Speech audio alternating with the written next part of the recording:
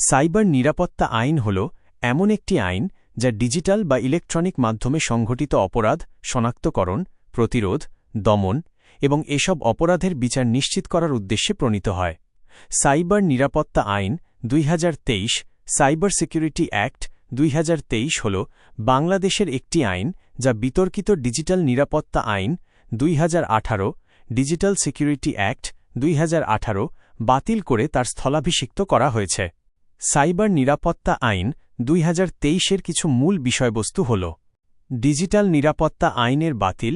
এই আইনটি ডিজিটাল নিরাপত্তা আইন ২০১৮-কে রহিত করে প্রণীত হয়েছে। সাইবার নিরাপত্তা নিশ্চিতকরণ। এই আইনের প্রধান উদ্দেশ্য হল সাইবার নিরাপত্তা নিশ্চিত করা এবং ডিজিটাল মাধ্যমে সংঘটিত অপরাধ দমন করা। অপরাধ ও দণ্ড।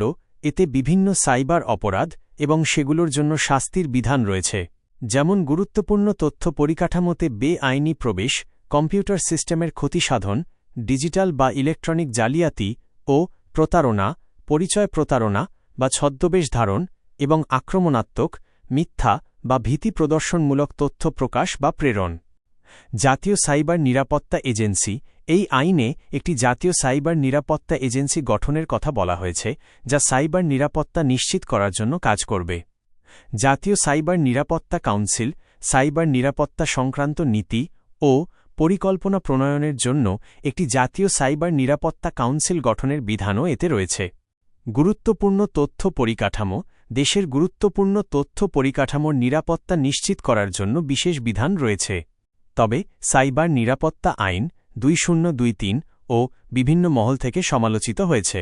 সমালোচকদের মতে এতে ডিজিটাল নিরাপত্তা আইনের কিছু বিতর্কিত ধারা অপরিবর্তিত রাখা হয়েছে, যা স্বাধীনমত প্রকাশ ও গণমাধ্যমের স্বাধীনতার ওপর নেতিবাচক প্রভাব ফেলতে পারে।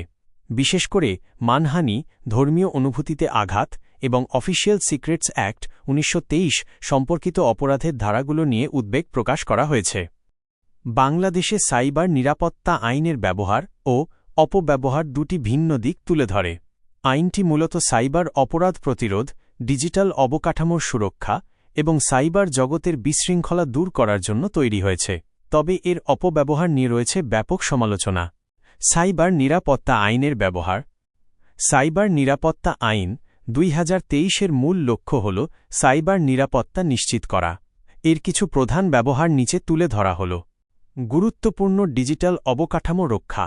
এই আইন দেশের গুরুত্বপূর্ণ ডিজিটাল অবকাঠামো যেমন সরকারি ওয়েবসাইট, আর্থিক প্রতিষ্ঠান ও গুরুত্বপূর্ণ ডেটাবেজকে সাইবার হামলা থেকে